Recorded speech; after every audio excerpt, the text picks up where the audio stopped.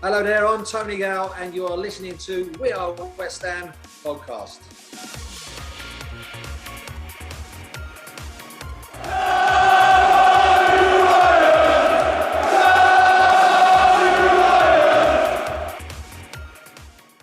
You are listening to the We Are West Ham podcast with me, Will Pugh, Tom Edwards and James Jones. West Ham lost the first game of the season at home to Newcastle. Who saw that coming? A bit of a rubbish week for West Ham. The anger at the board is still there, unsurprisingly. It's still front or back page news. It's top of the agenda on lots of the biggest radio stations still, and it's very near the top of the agenda for We Are West Ham. Talks of a takeover. They do seem to pop up every time the board anger gets particularly vociferous, but talks of a USA takeover, a 350 million, and I'm led to believe a 400 million bid, which was a second offer from an American consortium, also been rejected by West Ham. We'll cover a little bit of transfers with a 5 million deal for Arsenal's Rob Holding potentially in the offing. We've got some guests this week. Daniel Cutt, sports news editor from The Sun and big Arsenal fan, will be joining us, as well as Isabel Barker, sports journalist and WSL expert, to talk about West Ham women. But James, I would ask, how are you? But we teased it last week. We've got a very big announcement coming up tonight.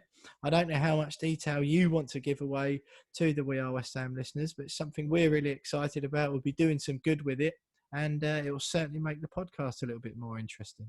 Yeah. All right, chaps. Before we get into the depression stuff, we've partnered with Betway.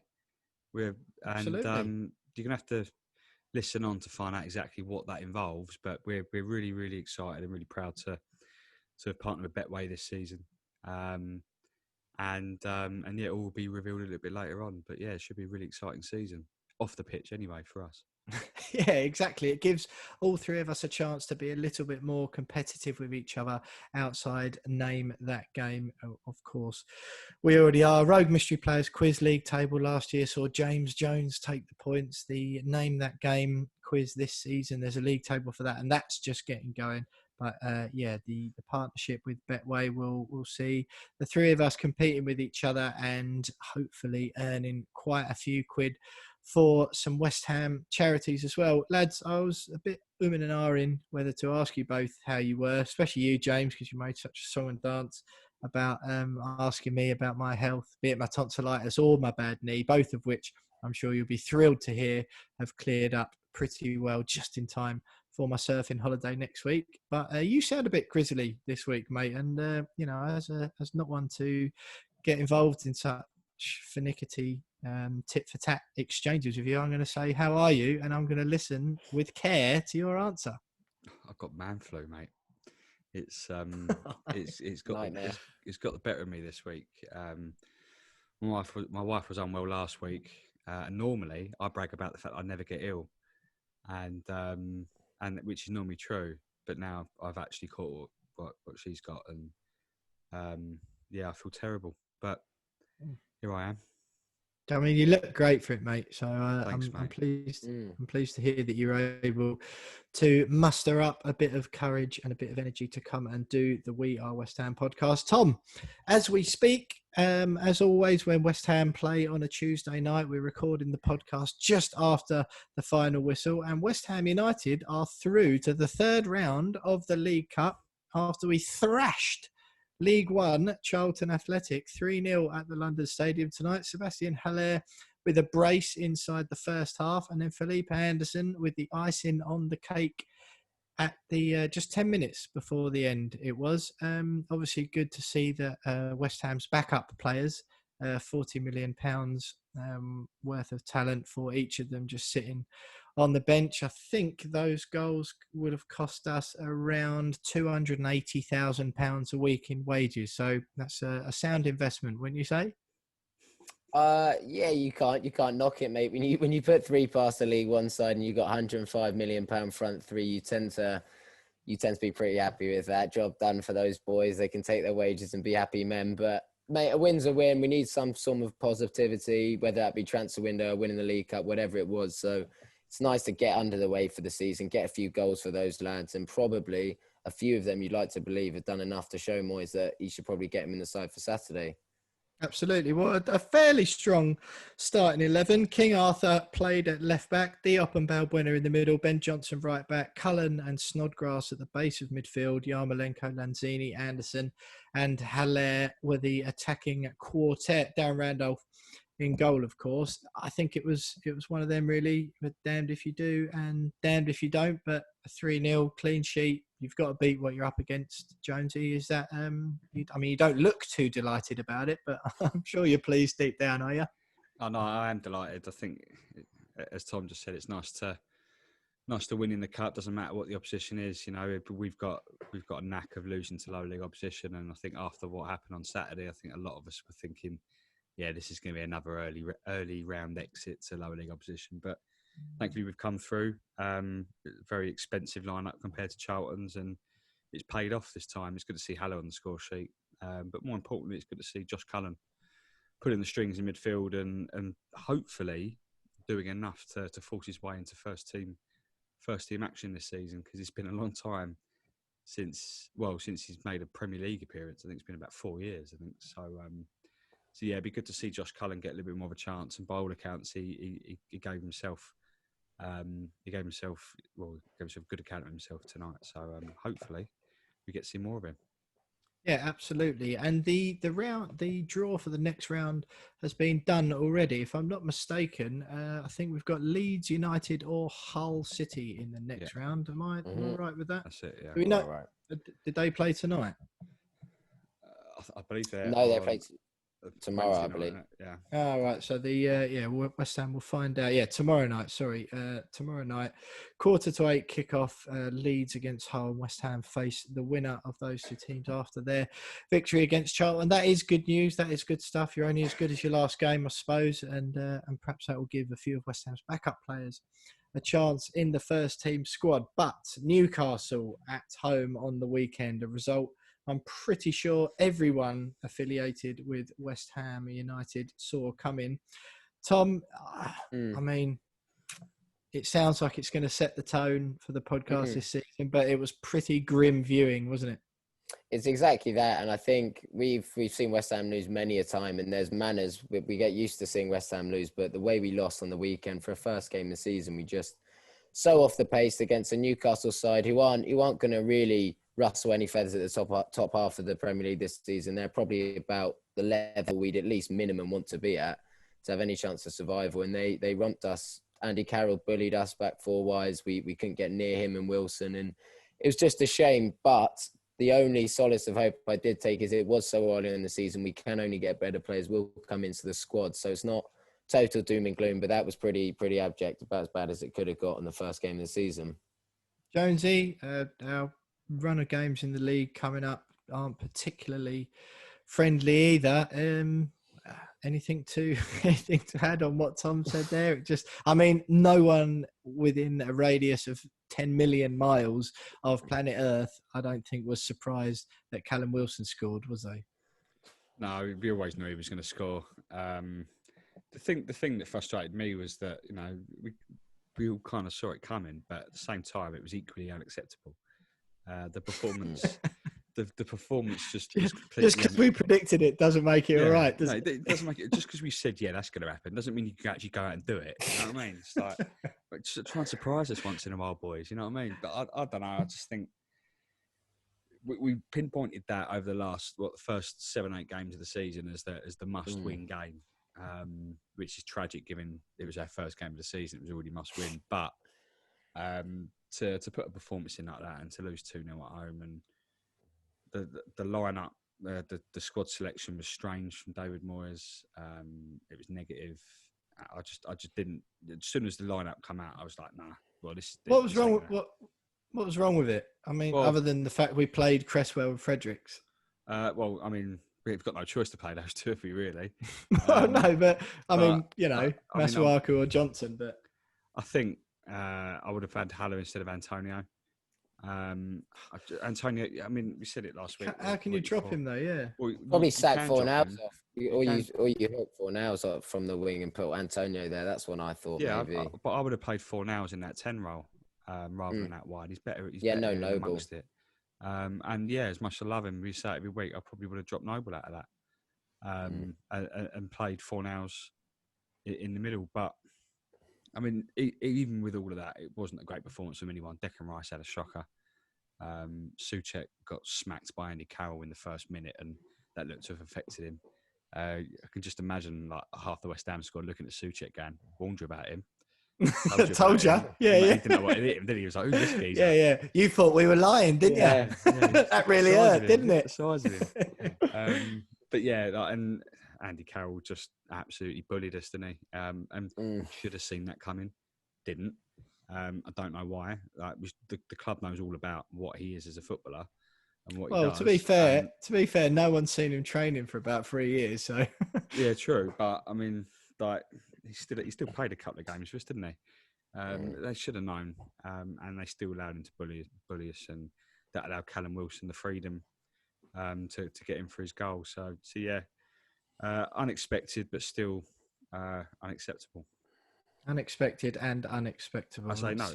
Expected, unacceptable. Sorry, expected, unacceptable. Right. That is that's the tone of the show that I'm glad we've started the show in that tone, because start as we mean to go on. But I take that back, because we've got some, as we've mentioned already, it's a really positive show for We Are West Ham tonight. The partnership with Betway, West Ham's current shirt sponsors. I'm sure anyone who watches West Ham will know that's really exciting. So stick around for that later on. A bit of housekeeping as we usually do. You'll have seen, if you follow us on Twitter, and you'll see on your podcast platform, that We Are West Ham have got a new logo for the new season. I say it's a new partnership with Betway, new season, a new outlook from me, Tom and James. Actually, maybe that bit we can't promise you, but a brand new logo for We Are West Ham. So keep your eye out for that. A little bit of we haven't gone full West Ham United, James, have we? We're not We Are West Ham London now, are we? No. But we all live in London, so we could have done. From a marketing point of view. We could, exactly, that would have been good PR. We could have got some Americans interested, and that is a topic that we will be coming on to shortly. The West Ham have had an offer to buy the club, 2 offers, I believe, from an American consortium. But before all that, carry on with the housekeeping. The FPL Fantasy Premier League code is lowercase CNY6, lowercase OU. Hundreds of you signed up already, in excess of 300. I believe I am leading after week 1. Captaining Salah done me loads of favours, but I learned from last season not to give it large to James Jones early in the season on fantasy. Tom Edwards had an absolute stinker. You can, as last week, unfortunately, sorry to anyone who, there was a slight delay for our YouTube video. It ended up going up towards the tail end of the week, but we've got that sorted now. So if you want to watch us instead of listen, you can tap into the YouTube link, which is in the description to this podcast, or in the pinned tweet on the We Are West Ham at @WeAre_West Ham on Twitter. Loads to cover on the show tonight, and we'll get on to the takeover. So stay with us for that next. You are still listening to the We Are West Ham podcast with me, Will Pugh, Tom Edwards and James Jones. And Newcastle, awful. Charlton, much better. 3-0 win over Charlton for West Ham tonight, which means we're through to the 3rd round of the League Cup against either Leeds United or Hull, who both play. It will be tonight by the time you're listening to this, Wednesday night. And if you're listening later in the week, you'll already know who West Ham are playing in the 3rd round of the League Cup. The rumours have emerged this week, as we've seen before, amid all the anger towards David Sullivan and Karren Brady. David Sullivan spoke to, or one of the owners, that we believe to be David Sullivan, spoke to Jim White of TalkSport earlier in the week, said he was they're being hung out to dry, and said every owner has their breaking point, but they're not ready to sell yet. However, news that you will be aware of by the time this podcast goes live is that West Ham actually rejected a second offer of £400 million from an American consortium, an original £350 million bid. I think news of that emerged on Tuesday morning, and by the time you're listening to this, it will be common knowledge that a £400 million was rejected by the club. Apparently, the bid was made 3 weeks ago at the end of August by the group of US investors, and the mysterious newcomers are coming back in to show that they mean business about striking a deal. James, 350 or 400 million for the club, first of all. Actually, before I ask you what you think about the value, what do you think about these reports of an American takeover? They seem to me like they come out every time the anger towards Gold, Sullivan and Brady is at a particular peak.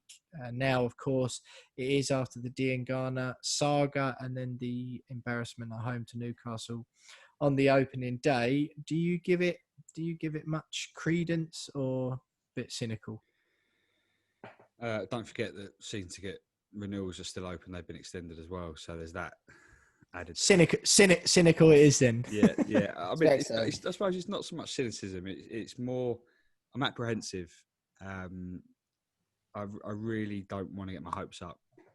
We've spoken a lot about it's time for them to sell up.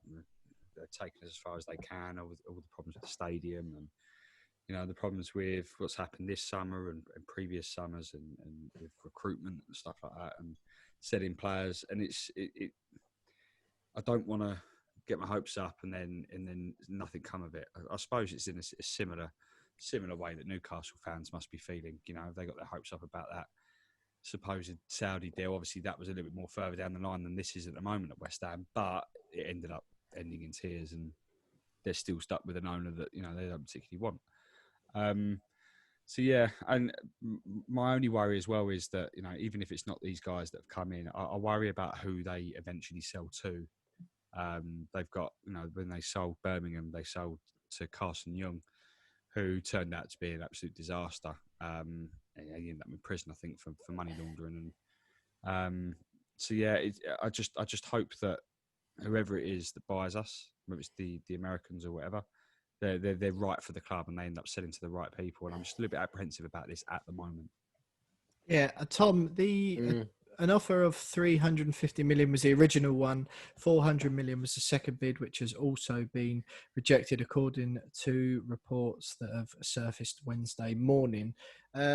Sullivan and Gold, they'll be hit with penalties by the government if they sell the club before 2023. It's the clause I've alluded to plenty of times in the deal that they signed with the stadium. I understand that's quite a significant percentage as well. David Sullivan has insisted that he doesn't want to sell up completely for the time being, but is ready to flog a small stake in the club, believed to be around 20%.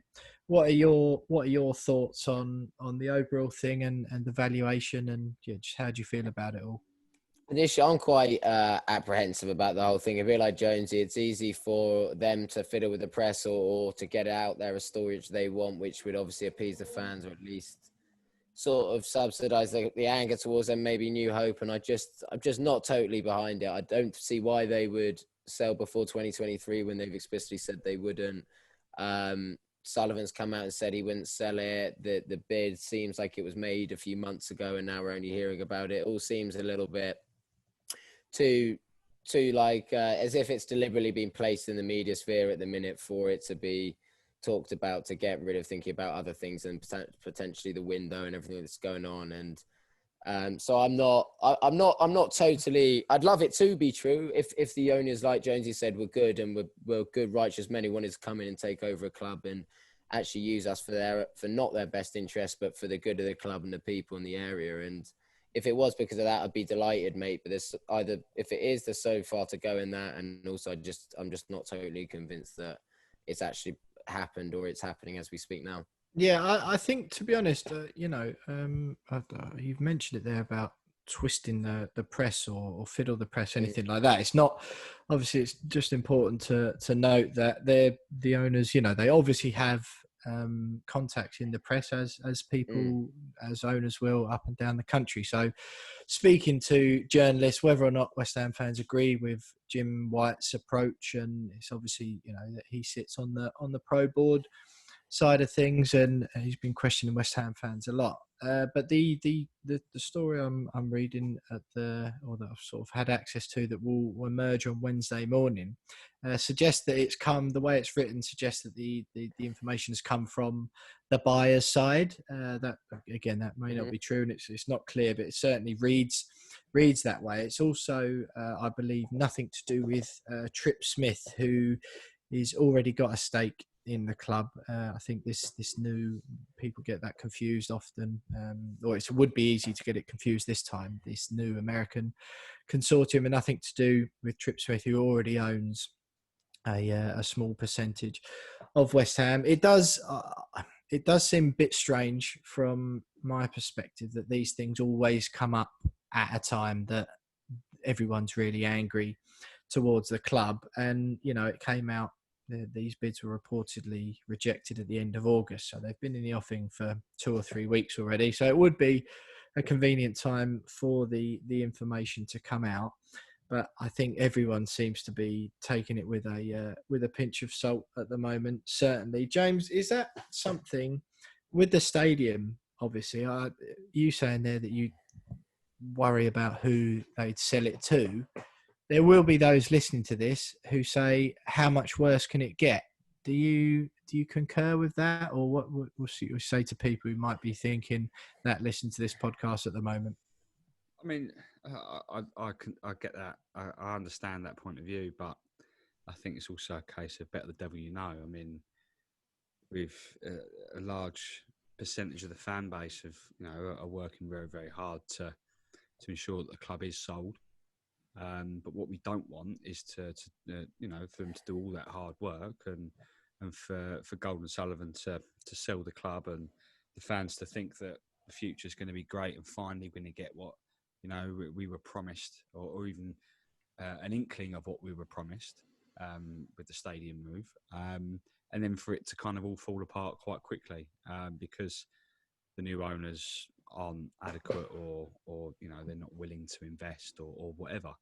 The positives are that it does sound as though these guys, if it is true, these guys are quite willing to do the right thing. There's talk of building a new stadium. I read today, they're looking at building a new stadium within 24 months and things like that. Purpose-built stadium, that sort of thing that fans can get behind. And I don't think we as a fan base are calling out for a Man City style takeover where we become world beaters. It'd be nice. Be all right though, wouldn't it? Yeah, it'd be nice. Don't get me wrong, but it's not what we're calling for. We don't. We're not necessarily going, please someone buy us so we can start winning Premier Leagues. We just want a bit of stability. We don't. We just want to come 12th. We want to come 12th. Please, consistently 12th. Consistently reach the 5th round of the FA Cup. And things like that, and at the moment that's not happening. We're always looking over our shoulders. We're going into every season worrying about relegation. We're going into every summer transfer window, or every January transfer window, wondering what calibre of player is going to arrive and which one of our best players is going to be sold. And that's that's why a lot of fans are feeling the way they are at the moment. They feel completely disconnected with the club, and so that's why I'm apprehensive. But it does appear to be some good news, or some good little tidbits coming out of these potential American investors, but I still think we need to be careful about our expectations on this one. Yeah, absolutely. And I think, judging by the West Ham Twitter sphere this week, I think people obviously would like the idea, but I think everyone is sensible enough to take it for what it is at the moment. Again, obviously, if it develops, people would no doubt be excited about that. But yeah, at the moment, nothing huge to add really. All we've got is 2 rejected bids at the moment, with David Sullivan potentially willing to sell a small percentage at the moment. We never know whether or not that could change. So stay tuned with us, because tonight we'll be having a little look at some more transfer news for West Ham. We'll have Name That Game. We'll have a little bit more, or a proper announcement. We'll be joined by Chad Yeomans from Betway to talk about our West Ham, the We Are West Ham partnership with Betway this season, which we're really excited about. Dan Cutts, sports news editor at The Sun and big Arsenal fan, to do the opposition view, and of course the West Ham women segment with sports journalist and WSL expert to talk Isabel Barker at the end. So stay with us for all of that next. You are still listening to the We Are West Ham podcast with me, Will Pugh, Tom Edwards and James Jones. A little bit of optimistic caution, I think, would be the best way to describe how me and the lads feel about reports of a West Ham potential takeover this week. James, one thing we did put out on the amid all this anger at Gold, Sullivan and Brady, mainly for selling Grady, D and Garner. One of the things that has come out of it, a few people on Twitter suggested that, maybe it is time to sell Declan Rice, get that 80 million quid for him and use that money to reinvest in the areas of the squad that we clearly need to after that embarrassing showing against Newcastle. The fullbacks, just absolutely dire. The defence in general, not that good, but right back and left back, certainly areas that need attention. So we put it to the We Are West Ham listeners earlier on today, and we asked them, with time running out in the transfer window, would you rather cash in on Declan Rice now and see the money reinvested in key areas, or keep him regardless? Now, I was a little bit surprised with the outcome. I personally have had my mind changed very recently, and I actually voted for sell him now and reinvest, because I just thought that was so desperate watching it the other night. I think he's going to go anyway. What's the point of, if we hold on to him and then go down this season, and then we have to sell him for 35 or 40 million at the end of the season when we're in the Championship? Do we take 80 now and go and spend 20 million on a right back and a left back, and then, a striker and a centre half maybe? But the We Are West Ham listeners, 83.1% saying keep him, and just 16.9% saying sell him now and reinvest. Tom, are you surprised by those results? I am, mate. And funny enough, I'm actually going to agree with you on something. I changed. My mind was swung this week towards selling him after watching that game. I'm with you. We looked £100 million off Newcastle side, who are pretty average and were average for much of last year. And I think it's just got to the stage now where if you're a smart business, my mind thought this week about Leicester, Chilwell, Maguire, take the money, re-improve and go again. And all Southampton for years and years and years were selling their best players and kept going again and got in Europe 3 or 4 times by doing that, or twice. But anyway, I think it comes a time when you've got to look at your assets and realise that we could really go down this year and Rice could be gone for 20, 30 million should the worst case scenario happen. And it's about time that we reinvest in the whole squad, and it doesn't look like they're going to go out and do that without getting a nudge. And I think Rice, selling him, and the media would be calling for it, the fans would be calling for it. There's no way that money wouldn't be reinvested. And as much as I'd hate to see our best player, one of our own, go, and someone who I think it would be a desperate situation if he did go, but it's the only way that I feel like we're actually going to get out there and spend and maybe compete in the transfer market, is if we use money from him, which is a massive, massive shame. Yeah, I think that's the main thing. People are a little bit nervous about how, where and if the money would be spent if we sold Declan this summer. James, Quizmaster Reese from last season, friend of the show and all-round West Ham legend, at Reese WHU83 on Twitter, if anyone wants to follow him, tweeted a picture of Declan with his head in his hands and in his shirt, with the Newcastle players celebrating behind him from the weekend. And he said, picture that paints 1,000 words. Get yourself out the club, mate, and go and play for a team and a manager that is worth it. Hashtag GSB out. That was from Reese. And I must admit, I was watching it, and I know he didn't play particularly well, whether or not it's because exactly. Whether or not it's because his head was all over the place, or he just played for England, or what. I almost felt bad just thinking, what on earth? Why are you here, mate? Like, why? What are you doing?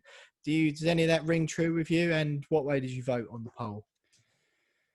Yeah, I mean, he had an absolute shocker. It was the worst performance he's had in a West Ham shirt, or at least close to it, I think. But I think it's probably more down to him having played 2 games for England than him being sort of his head turned with a potential move. We're led to believe that no approach has been made for him yet. I think it is going to come, isn't it? But I went for keep him. Purely because, and just like some of the guys that some of the fans that replied to it, there are question marks over whether they would reinvest that money, and if they did reinvest, it's how well that reinvestment would be, how good that reinvestment would be, and I think there are question marks over whether, even if they did reinvest that 70 million, 60 million, whatever it is, would we get the best out of our reinvestment in key areas in the squad? And I've got my question marks over that. And that's purely on the basis that we just haven't been very good at recruitment for the last, decade, at least 15 years, even before they arrived with rubbish at recruitment. So, that's why I opted to keep him. And, let him go in the summer. Because I think, as someone quite rightly said as well in the comments, that we've got a better chance of staying up with him in the squad than we do without him. That's the way I see it. So, yeah, absolutely. I do. You mentioned the comments there, some good ones. Obviously, we love it when everyone who listens votes on the We Are West Ham Twitter polls. Love to get everyone at home and involved in the stuff that we're talking about. And but as well as voting in the poll, a few people, like you say, Jonesy, got involved in the comments. Kevin McAllister, we sell and run the risk of the owners not reinvesting the money. We keep and risk letting them go for peanuts when we're relegated. Damned if you do, damned if you don't. The record of good investment is very poor, so why would you change it? Rob Berry, keep him for the season, make the most of his value. You never know, he might have a good season and make him want to stay. And then, I think like you said there, Jonesy, better chance of staying up. But and then perhaps the takeover happens and the squad gets built around him to match his ambitions. Obviously, he might be worth $100,000 a week contract if he has another season like last season to fend off interest from other clubs. I've seen Jack Grealish sign a new contract sort of against the odds, absolutely out of nowhere. So these things can happen. So it's an intriguing one with Declan. And like you say, I'm sure there'll be more to come on that in the summer. Just quickly, boys, I'd just like to shout out and give some big respect to Trevor Sinclair. He's a prominent West Ham voice in the media. He's great on TalkSport, not just about West Ham. His general coverage on all the football stuff is brilliant. And he's done what very few people are perhaps brave enough to do. TalkSport is a station where, as you've heard, Jim White is very prominent on there. It's easy to see which side his bread is buttered as far as the West Ham fans and the owners go. Darren Gough coming out in the week with similar rhetoric to stuff we've all heard before, saying, what the West Ham fans want. But Trevor Sinclair coming out and putting his neck on the line. I think a few tweets over the last week or so saying he's not expecting a Christmas card from West Ham, but he's saying it as he sees it. And I think the most recent one was simply what a lot of fans have been thinking for a while, was that if you haven't got the money to invest in players, then why not sell it to someone who does? Quite a simple sentiment, and something, as I say, that many fans have been screaming for the rooftops for a while. But James, I think pretty brave move from Trevor. Yeah, brave. Respectable though, because massive respect. Yeah, doesn't need to come out and say all that stuff, particularly with his position in the media. To take sides like that, could be quite dangerous for someone like him, and obviously with his media commitments. So, and particularly with his choice of words as well. He's been using the hashtag, and I've got massive respect for him for coming out and just saying it how it is, and giving West Ham fans a bit of support, because as you quite rightly said, they've been questioned by the likes of Jim White and Darren Gough, and I think even today Simon Jordan sort of sided with West Ham fans, but also gave them an opposite viewpoint, which a lot of West Ham fans didn't like. So there's fans have been, having their say and then getting it back from the media. So it's nice to have a former player come out and go, actually, no, but these West Ham fans deserve better, and to do it in a public way that he has, he's gets a lot of respect from me. Yeah, and he has been on air a lot, as well as on Twitter, arguing his point against Jim and Simon, as I'm sure a few of you listening have heard. So respect for Trevor for that. But stay with us. We're not going to do a transfer section tonight for understandable reasons. Very few outgoings, but as Jonesy has rightly pointed out on tonight's running order, surely we can't afford to sell anyone else. One incoming £5 million potential loan deal in the offing for Arsenal central defender Rob Holding, but we've got Dan Cutts, sports news editor from The Sun and Arsenal fan, on for the opposition view soon, so we will talk to him about that. But stay with us, because coming next we've got the big Betway announcement. You are still listening to the We Are West Ham podcast with me, Will Pugh, Tom Edwards, and of course, James Jones. And it's the time of the show. It's something we have been really excited about, the three of us here at We Are West Ham, for some time now. It's been in the offing for a few weeks. We teased it out last week. We alluded to it, but we couldn't give you any details. But I'm delighted to say, to tell us more, we are joined by Betway star Chad Yeomans, football expert, West Ham expert, betting expert, everything expert, certainly more expertise than Tom, James and I, to tell us a bit more, because for this season, We Are West Ham, me, James and Tom, have partnered with Betway to raise a bit of money for charity. In short, we'll be doing £50 Betway charity bets each week, a stake that has kindly been donated to us by Betway, and we'll be betting on the West Ham games, a 3 selection bet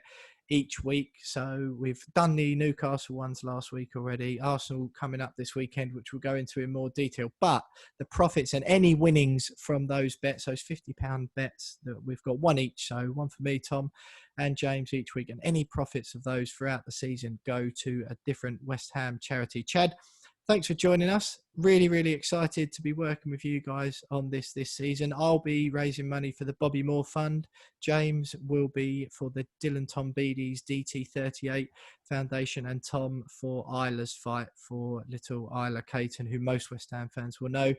Delighted that you've joined us tonight. Delighted to be working with you for the season. Exciting times.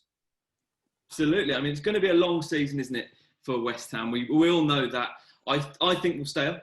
I think there are going to be 3 or 4 worst teams in the league. So I think whilst it will be a long, hard season, I think we'll all have something to celebrate at the end of the season. And as you say, we're going to be offering you each a £50 bet each week, a bet your way, where you create your own bet, a 3-leg bet to make your own unique bet. And we'll be not only giving the profit away to each of your charities, which do amazing work, and we've supported ourselves at Betway before, but whatever you guys make at the end of the year, we'll happily match that total to give to the charity as well. Oh, that's excellent stuff. Excellent. So just to anyone who's listening, just to let them know, the We Are West Ham fans and listeners will be able to go on to the Betway website towards the end of each week and actually place a bet on the selections that James, Tom and I make each week, won't they? Yeah, absolutely. So if you go on to the game, for instance, this weekend against Arsenal, there'll be a section on that match saying pre-built bets. Now, on the Friday morning, you'll be able to see James Jones, We Are West Ham podcast, and his selection. Tom Edwards, We Are West Ham podcast, and his selection. And obviously, Will, yours as well. Last week, do we really want to talk about how your selections got on, guys? Well, I think I came out of it with the most pride intact, because all I needed was one West Ham goal and then I was quids in. But these two, not so much. Yeah, I was too ambitious. Too ambitious. First game this season, I think the nerves got to me. I pushed the boat out, and I don't think we'll be seeing that again from me anytime soon. Just remind us what the selections were, Chad. So, well, you had both teams to score over 2.5 goals in the game, and Callum Wilson to score anytime. Now, we all know Callum Wilson's record scoring against the Hammers. The less said, the better about that. And obviously he did. So you had one selection out of the 3 correct. But as you mentioned, you only needed 1 goal in the game to tick the other 2 boxes in. James, you went for West Ham win or draw on a double chance bet, which sadly didn't come in. Neither did Jared Bowen anytime. but you did get the over 8.5 corners in the game, correct? I think West Ham had 8 and Newcastle had 7, so you smashed that selection. Tom, both teams to score, draw, Mikel Antonio anytime. Well, you know what's going to happen next. You gave it a good shot, mate, but sadly not good enough. Absolutely.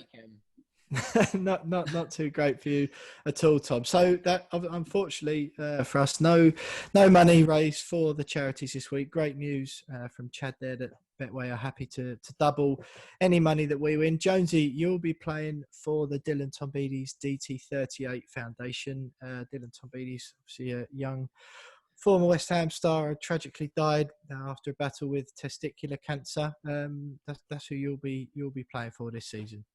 Yeah, no, I picked DT38 mostly because a good friend of mine had testicular cancer a few years ago, and he was fortunate enough to have beaten it, and he's gone on to have 2 kids naturally, and sort of hopefully he's over that now. But I saw the struggle that he and his family went through, and it was quite difficult to watch them go through that. So it's a charity that it means a lot to me, given what my friend went through. And I spoke to Dylan's mum, Tracy, over the phone over the weekend, who's very, very grateful that we've decided to raise some money for her, and she told me more about Dylan's story and stuff like that, which made me even more determined to raise some money for him. So yeah, hopefully I can do DT38 proud.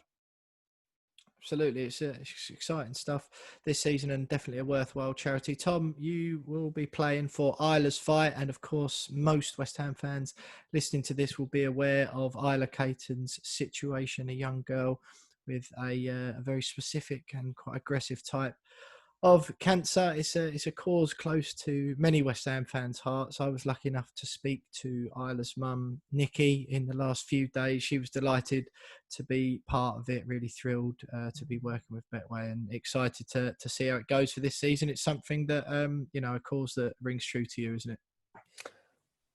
I think Isla's story is something that every West Ham fan has known about ever since we all heard, and it's something which is incredibly moving, inspirational for a man, woman, child of any age.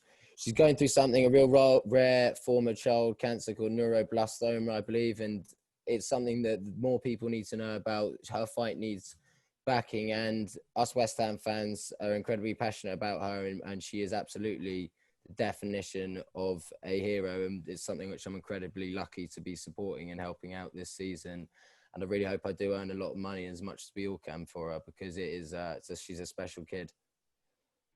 Okay, great stuff, Tom. That's, again, a cause close to all of our hearts, and brilliant. Hope to raise some money for Isla's Fight as well. I'll be playing for the Bobby Moore Fund. Unfortunately, it was a cause close to my heart as well. My dad had bowel cancer a couple of years ago, same as James with his friend. He was successful in his battle against it. A bit of a tough time for my dad and all of our family. Some pretty hefty operations and a nasty course of chemo. But unlike so many others, and unlike Bobby Moore, the great man, my dad was lucky enough to get through it and living a happy and healthy life, or as happy as you can being a West Ham fan. So any money I win through Betway this season will be going towards the Bobby Moore Fund. Chad, worthy causes, I'm sure you'd agree? Yeah, absolutely. Look, I think most charities, any charity really, the work they do is almost underappreciated across the board. And I think we're delighted to support the 3 charities you've chosen. So it's down to you now, boys, to pick a few big price winners, get some cash on the board. And again, at the end of the season, we'll match whatever you guys have made. Absolutely, and we've made our selections for the game against Arsenal this weekend already. So if you can just remind us of our picks for this week. Yeah, Will, you've had Arsenal to win. Willian, who was phenomenal last season in the opening game against Fulham, to score any time and over 2.5 goals in the game. James, you've gone for Arsenal to have the first corner of the game. Aubameyang to score any time he signed his new deal this week and over 1.5 goals in the game. And Tom, over 1.5 goals in the game. Aubameyang, first goal scorer, and Arsenal to win the game. Optimism among the We Are West Ham faithful. I think our desire to win some money for our chosen charities has overridden our desire or to actually back West Ham in an almost impossible game to win. It sounds it's really exciting. We're really pleased to get going. And just to remind everyone, you can go on to the Betway website.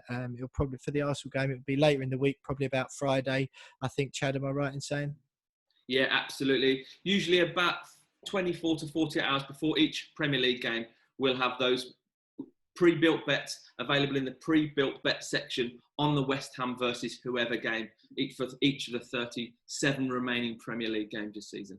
Exactly. So We Are West Ham will be tweeting out the confirmed odds later in the week when we get them back from Betway, and then fans can go into the Betway website or on the app and have the We Are West Ham bets, whichever one of us you like the sound of the most. You can back those once the odds come in.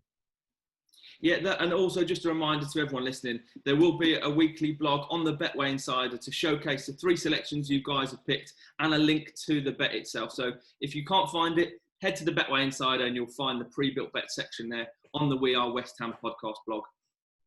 Brilliant. So you'll hear from Chad and the guys at Betway a few more times over the course of the season. But Chad, we're absolutely delighted to be able to work with you on something like this. It's going to make the podcast more exciting each week because we will, of course, be producing a league table. We like a bit of competition here with the Rogue Mystery Players Quiz, and now Name That Game. We've also got now we'll have our charity bets league table, which we will be putting together and tweeting out every week. So those of you at home can track to see which one of us is winning the most money for our chosen charity. But Chad, exciting times. Look forward to speaking to you again. Thanks very much, and we'll speak to you soon. You are still listening to the We Are West Ham podcast, and enough of that doom and gloom about Newcastle and our owners. We have got an easily winnable game on the weekend, perhaps the most in-form team in the Premier League at the moment, top of the league. Is Arsenal, and I'm delighted to be joined once again. You remember him from last season, the sports news editor at The Sun and big Arsenal fan, Daniel Cutts. Cutsy, it's lovely to see you again. Thanks for joining us. We enjoyed it last time because all you did was tell me how rubbish Arsenal are. You were the only guest we had on the podcast all season who was more miserable about their team than we are about ours. I'm sure the podcast has been really fun tonight as well. Everything going on at West Ham as well. Yeah, we're actually the only club that seems to be doing all right at the minute as well. After all the doom and gloom, like everyone else seems to be really worried about their owners and really worried about everything going on behind the scenes and everything. But yeah, seems like the Arsenal were on the up.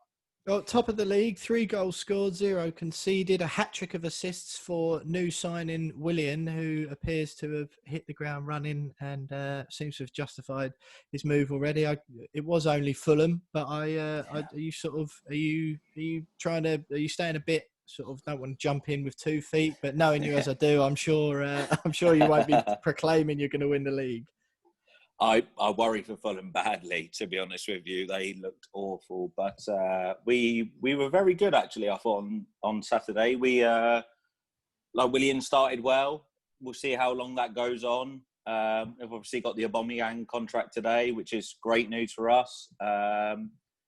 It's the first time we actually go into a home game at the start of the season where we look like, because I've been to many home games where the start of the season there's all this furore and all this like hype and things like that, and then we've lost 2-0 at home to Villa and things like that. But we go into a home game and we look like we're on the good path. Like we've got a really good manager, we've got the contract signed for Aubameyang, we've got Willian in, and he looks very good.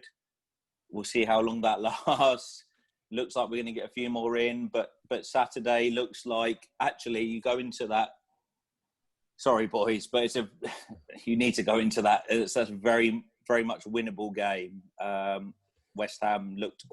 I thought personally, West Ham were all over the place on Saturday, and yeah, it's quite exciting as an Arsenal fan. It's quite exciting with everything going on. But yeah, we'll see how it goes.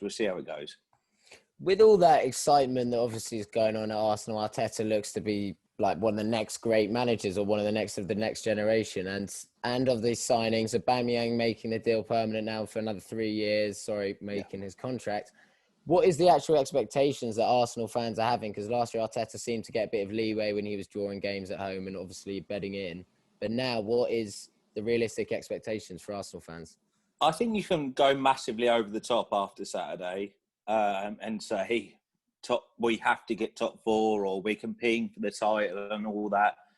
I think pushing for top 4 and then betting, like getting the youngsters in. We've still got a really quite young squad. Like Aubameyang is 31, and we signed a bit of experience, but we still got Gabriel, who I don't know if you saw the game on Saturday, but he played very well. And like a really good, promising youngster, Saliba, who's got to come into the squad as well. Like they're trying to bed in these young players as well. It's quite promising for them, but you can go too far. It was Fulham.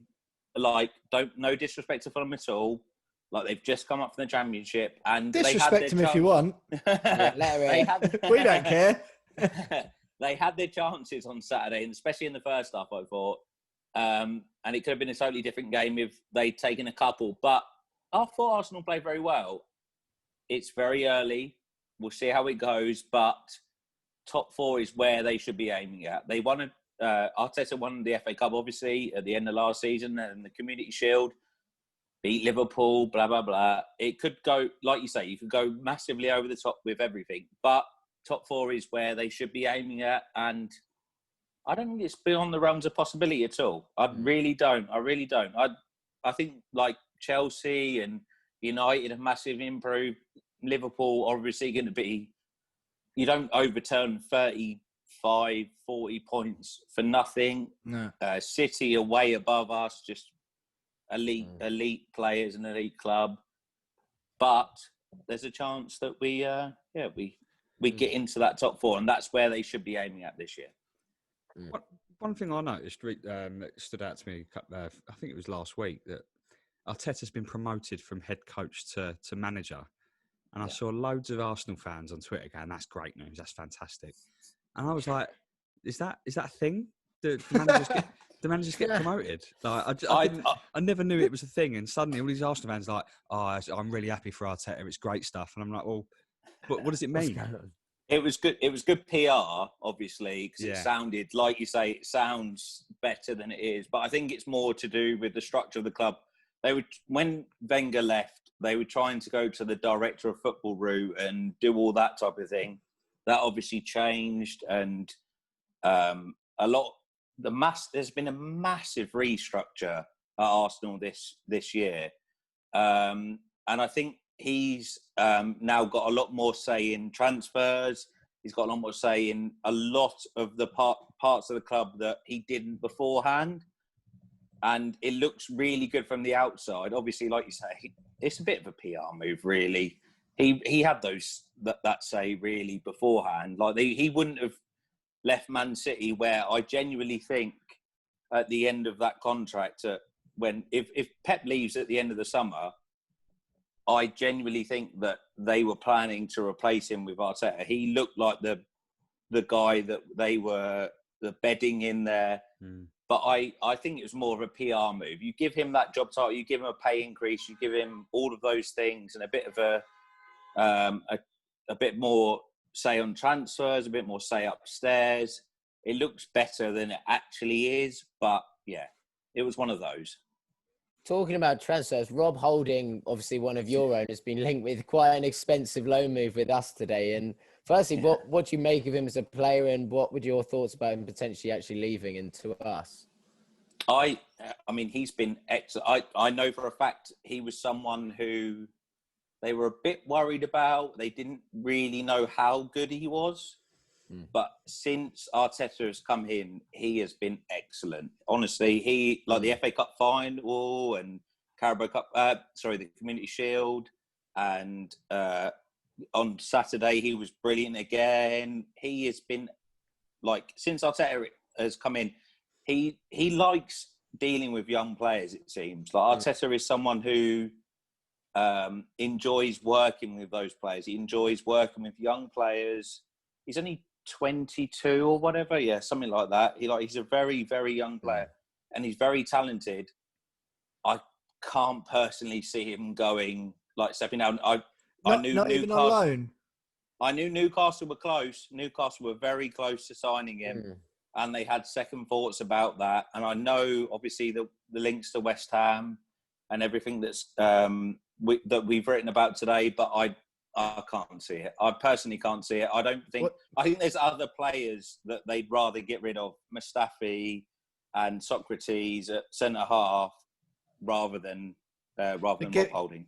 Give us an out of 10 then, Cutsy, for Rob Holding coming to West Ham. What's the chances? Oh God, you need him. Yeah, I know, that's true. Yeah. I'd say like a 4 out of 10, and that's not denying what we've. I think West Ham are interested. Definitely interested. They could do with a centre half, very much. But I think we'd probably take Mustafi. To be fair, I know it sounds stupid. I know Arsenal fans aren't keen on him, but what we've got at the moment isn't too much better. Cutsy, with I'm not enjoying this season's chat with you as much as last season because you were despairing. You seemed full of far too much joy for my liking this year. But looking ahead to the game on Saturday, I think we're all decided we've got our new segment coming up next where me and the lads will discuss our charity bets that we've got coming up for the game. Having seen them already, I know that we're not too excited about the prospect of playing Arsenal. What are your thoughts going into the game? You said it's winnable already, but how do you see it playing out?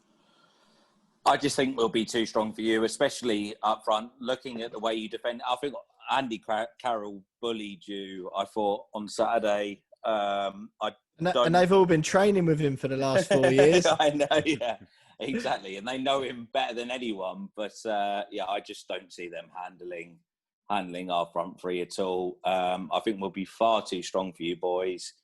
You can't look past the man Aubameyang, can you? Like, he is, like, in my opinion, he's the best striker in the league. The first goal scorer there. And I think a 3-0 Arsenal win is your best bet there. Your best bet. I think I don't think you'll be a million miles off there. Cutsy, we looked pretty blunt going forward as well. But we appreciate you coming on again. As I say, it's not quite as comfortable with all the blind optimism in your face compared to last season. But I think I said that West Ham would win at the end of last year. Yeah, you did, yeah. So hopefully a bit of reverse psychology works this season. You said we'd win and you thrashed us. So if you're going for an Arsenal win this week, let's hope West Ham can get a few points. But stick with us because that was Daniel Cutt, sports news editor from The Sun and big-time Arsenal fan. But stick with us because we've got the quiz, Name That Game, and the West Ham Women's segment coming up next. You are still listening to the We Are West Ham podcast with me, Will Pugh, Tom Edwards and James Jones. And that was Dan Cutt, sports news editor from The Sun and big Arsenal fan. A lot more upbeat speaking to us this year than he was last season. Arsenal with a thumping 3-0 win at Fulham. And I don't think any of us lot would be surprised if the same thing happened again this weekend when West Ham travel to Arsenal. However, enough of all that. One competition that will keep you all engaged for all of the season, along with the Betway charity bets that we announced earlier, is, of course, Name That Game, the quiz that everyone wants to be a part of. We refreshed the league table last week, and it was good news for James Jones. Wiped the floor, I believe, last week, didn't you, with me? 3-1. Yeah. Yeah, no change there, really, is there? I like the four of you quite a lot, don't I? Yeah. Exactly. Beat me at the Mystery Players quiz last season. Already beat me 3-1 this season on Name That Game. But it's my turn to be quizmaster this week. So James Jones and Tom Edwards in the chair. Tom was quizmaster last week, so he's got 0 points. A quick reminder for those of you at home on how the quiz works. It's a nostalgic game from West Ham days past. And the pieces of information or the facts about the game that the boys need to get are an obscure fact, the scoreline only, one opposition goal scorer, one West Ham goal scorer, the stadium, the opponent, and the season in which the game was played. Me as the quizmaster, I'll start giving those facts, and as soon as the boys want to jump in and guess the rest of the information they can, it's 1 point for each correct piece of information about the game that each of the lads get. So without any further ado, let's get straight into it. And I'm going to go with this obscure piece of information about this game was West Ham's goalkeeper was sent off just 8 minutes into the second half. Robert Green. Oh. I need the second piece of information from you, Tom, which is the scoreline if you want to start guessing now. But remember, if you guess, then it goes straight to Jonesy afterwards. Okay. 4-2. That is incorrect. Jonesy, you get to have a stab at the scoreline. 4-1. It was 4-1. That is correct. James Jones, that throws to you again, Tom. So I need one opposition goal scorer, if any, from you, James. Opposition goal scorer. I'm just going to throw it out there and say Charlie Adam. Charlie Adam is incorrect. So it throws to Tom Edwards for an opposition goal scorer. Matt Phillips. That is also incorrect. So we move on to the next piece of information. The one of the West Ham goal scorers was James Tompkins.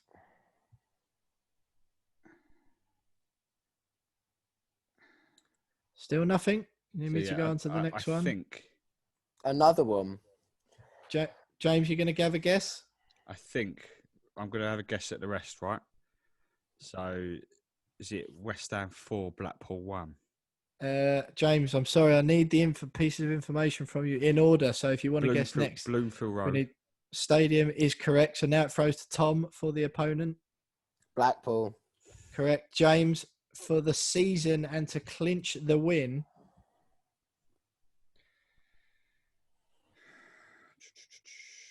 That was the year. So 2010-11. That is incorrect. Tom Edwards, it throws to you. 11-12. It is correct. Absolutely unbelievable scenes. It is West Ham United 4, Blackpool 1. Robert Green sent off after 53 minutes and Henry Lansbury going in goal for the rest of the time. Let me just do a quick recap on the scores there. So, James, how many points have you got so far? I believe you got the scoreline. I've got the scoreline, right? Yeah. Scoreline. Neither of you got the opposition goal scorer. I gave that one. James got Bloomfield Road. Tom got Blackpool and Tom got the opponent. So we go to the tiebreaker, which is the exact year the game took place. So the season was played in 2011-2012. James, you got the first correct answer tonight, so you get to decide, was the game played in the year 2011 or 2012? I'm going to say 2012. Pretty sure. And that is correct. James Jones takes the win for the second week running on the tiebreaker, 3-2. A lot closer than it was last week, Jonesy, but congratulations. How are you feeling? Yeah, I mean, given that I gave one away to Tom. You got to learn the format. Yeah, I got confused with the format. I was just so excited that I thought I knew it, that I gave it away. But clawed it back, got the win. Happy with that. Yeah, 100% record. Take it. Absolutely. It's one of my favourite games, if not the favourite game of all time, that I went to that game. Tuesday night, me and a friend of mine got the coach up. And it was absolutely bitter. February 2012, freezing cold.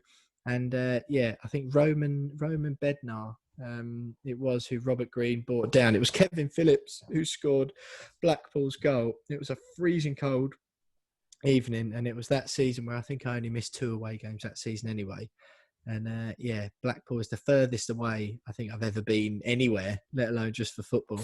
And one of my favourite games. Henry Lansbury was absolutely outstanding when he went in goal. We seemed to get better somehow when we had 10 men and a central midfielder in goal. So the scores on the doors overall now, that puts James Jones on a total of 6 points, Tom Edwards on 2, and me floundering at the bottom of the league with just a solitary 1. But Jonesy, you're the quiz master next week, so a chance for me and Tom to win a couple of points back.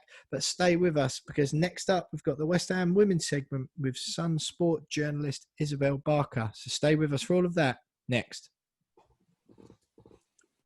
You are still listening to the We Are West Ham podcast with me, Will Pugh, Tom Edwards and James Jones. And I am delighted, as I promised earlier on and last week, that we are joined yet again by another women's football expert, Isabel Barker from The Sun, sports journalist, WSL expert, all-round football aficionado. Isabel, thank you for joining us to talk about the plight of West Ham women's team. We had Ella German on last week, talking with limited optimism about the game at the weekend. I think she predicted a 3-1 defeat, and that's coming from a West Ham fan. You were at the game on Saturday. West Ham losing 9-1 in the end. Gilly Flaherty sent off in the first half. It was all looking so promising, and then it just absolutely fell to bits. Thanks for joining us. What were your thoughts on the game, first of all? Thanks for having me, guys. Well, the thing is, they were looking so good up until about 20 minutes in. You know, they've got a brilliant squad. The recruitment's been so good. So I think we were thinking, wow, like West Ham are really giving the kind of top dogs a run for their money here. And then obviously Kenza Dali equalised with an amazing goal. And then Gilly got a red card. And in fairness to Gilly, like a lot of people are kind of criticising her a bit, but with women's football, the officiating, the referees are part-time. Some of them are like working for the NHS and then come and officiate at games. Like, it's crazy. And she basically had got a yellow, and then she'd, I don't know what she said to the ref, and then she got, or the lineswoman, and she got sent off, and she shouted into the stands, FA, you need to check the refereeing in this league and stuff. So it is quite a serious issue, and like obviously something that needs to be addressed. And I feel really bad for the side, because it was offside, and Gilly had a fair point. And then the problems come from kind of last season kind of reared their ugly head again. Like the problem with West Ham is that they get on each other's backs on the pitch. That's what they did last season. And as soon as she was sent off, you could see that was happening again. And that's their problem. They're all really good players, and then they get on at each other on the pitch, and they're just individuals, if that makes sense. It does, then, yeah. It was a nightmare after that. So for anyone who wasn't watching, the game was on TV on BT Sport the weekend. Arsenal, who again are a big favourites for the WSL this year anyway. They'll certainly be in contention. Jill Roord put Arsenal 1-0 up on 23 minutes, but West Ham were well and truly in the game. If anything, Arsenal's opener was against the run of play. Like you said, Kenza Dali got the equaliser just before the half-hour mark, and it was only about 6 or 7 minutes after that Gilly got sent off. Again, for those who didn't see it, it was she'd already been booked, and I'd missed the first booking. I don't know if you saw what the first yellow was for, Isabel, but then it was a massive offside, wasn't it, for Arsenal's for what led to, I think it was Vivian Miedema who scored who scored Arsenal's second. It was miles offside. Anyone could see it. And like you say, Gilly gave the lino a bit of a volley after that and got a second yellow. It seemed harsh, the second yellow, given that the decision was so poor anyway, or the original decision to miss the offside, to then give her a volley. Do you see a bit more of that, referees cracking down on that sort of abuse is probably a bit of a strong word, but grief to the officials like that? Well, I think in women's football, it's kind of actually fairly new. Can you hear my dogs barking? Yeah, that's all right. Don't worry. Sorry, it adds a bit. It adds a flair, yeah. Adds a bit of legitimacy to the podcast, Isabel. Don't worry. Well, in women's football, it's quite a new thing for like the benches to be really fiery, the players on the pitch. Like Emma Hayes, Chelsea manager, is saying it's quite a new thing that referees are starting to deal with this. And the problem is that actually we don't see enough cards coming out or enough of the right decisions. And because I said they are part-time, and I think Emma Hayes was saying that the refs need to come to terms with the fact that this is happening now, that people are getting a bit more abusive, there are fights and things like that. And I think it's only a kind of a good thing that this is happening in the women's game. It kind of intensifies the rivalries, as we saw with Gilly. You want to see that. It makes the fan want to watch the game, but the referees have got to kind of match that now, if that makes sense. Isabel, given the quite positive summer that West Ham had in terms of recruitment, brought in quite a lot of very good players, a lot of international footballers as well. How do they bounce back from that? Because they've got, as you said, like some big personalities in there now, and no one expected that kind of result. And you said that it was quite characteristic of them to crumble under so much and sort of get on top of each other's backs after such a big event. How do they bounce back? Because that's not the West Ham that we should be expecting to see all season, is it? Yeah, 100%. And I think how they bounce back is the main thing, really, because, as I said, what happened last season was they weren't getting on with each other on the pitch, and every time, I don't know if they've got a new documentary out called Squad Goals about their last season, and they go mad at each other. It's really good to watch.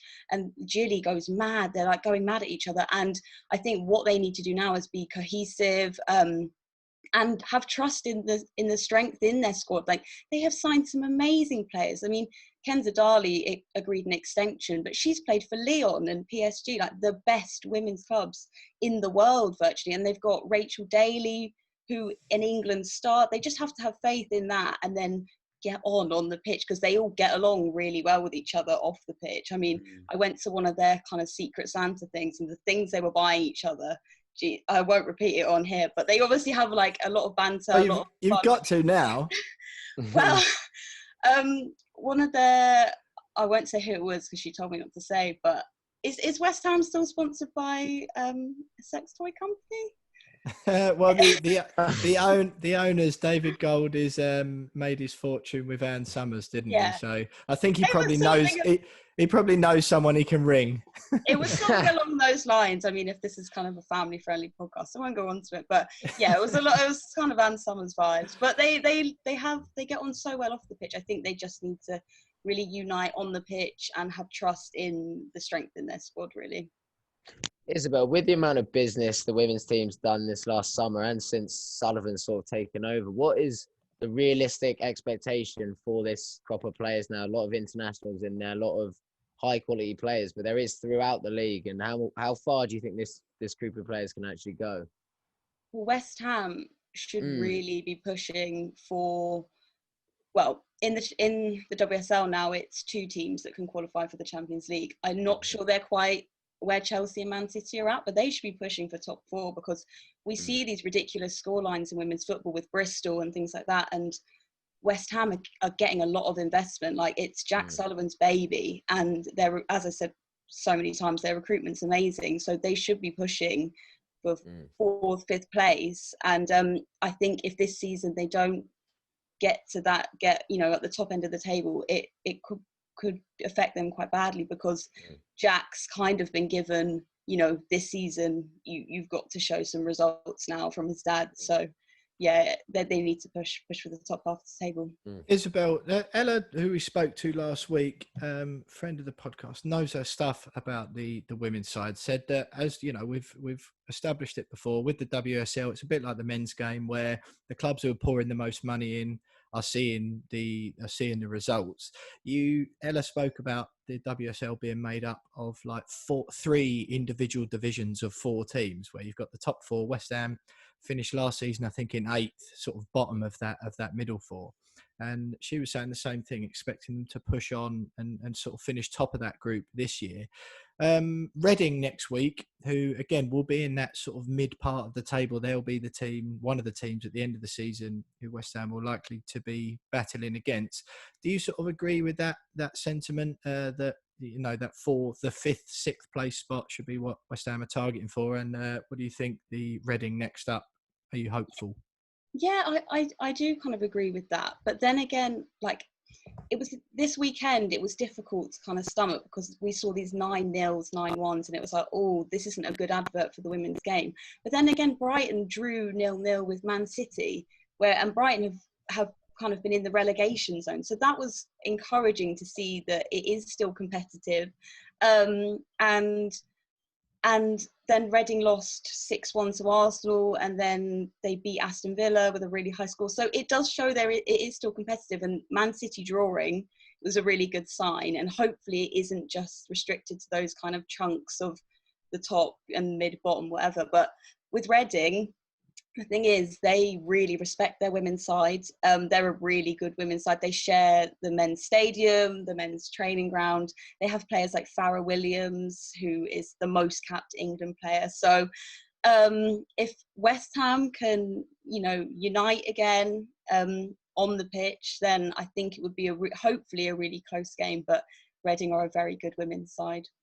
Absolutely. Well, Isabel, thanks very much for joining us and shining a light on the a bit of a calamity for the women's side last week. I don't think anyone was really expecting them to beat Arsenal. 9-1, obviously, were made worse by the first half red card to Gilly Flaherty. But West Ham sit 9th at the moment, 1 point from their first 2 games, and if they can get 3 from their next outing at Reading, then it's not quite so grim and dire for the women. But Isabel Barker, thanks very much.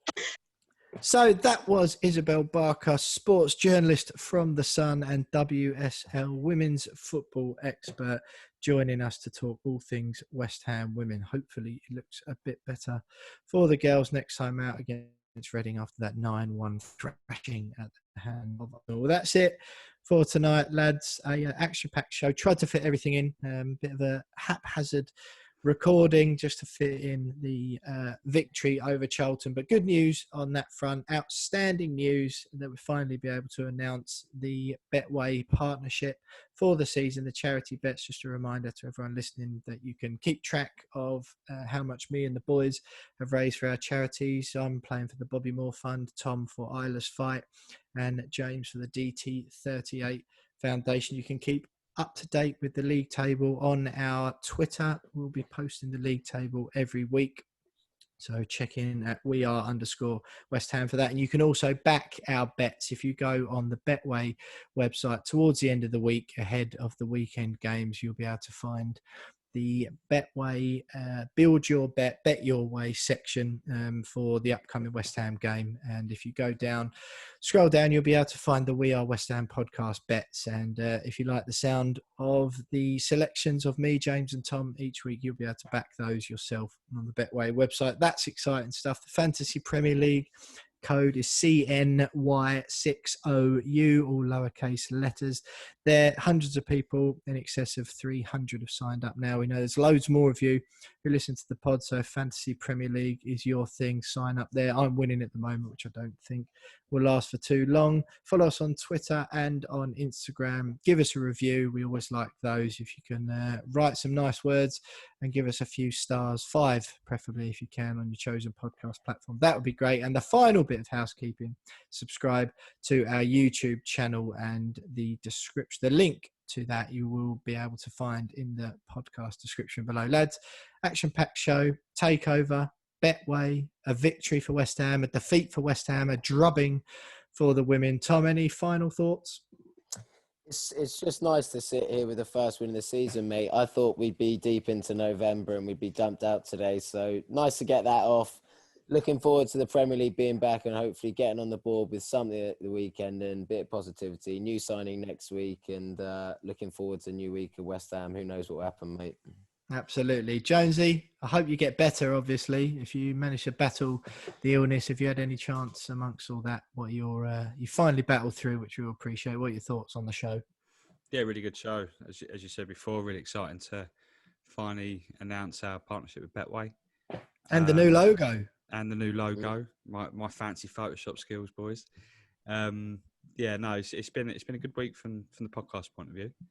Just hopefully, just not from the football team. Yeah, just hopefully we can start sort of like transferring that into the players actually performing on the pitch. But we'll be here every week still moaning, no doubt, and just under a different look and with Betway alongside us. We all look the same, unfortunately, though, don't we? Yeah. Sadly. That's the worst news. Yeah. You can't do anything to us with Photoshop, can you? Apologies for that. Well, thank you, everyone who's tuned in. As ever, thanks to those listening. Thanks to those watching on YouTube. It's been a strange old week, but when is it not at West Ham? A victory over Charlton, defeat to Newcastle. The women got thrashed by Arsenal. We've signed up with Betway. It's action-packed. There's a USA takeover potentially in the offering, but no big money signings coming in or takeover bids at We Are West Ham at the moment. Keep the faith, everyone. Up the hammers, and we'll see you next week.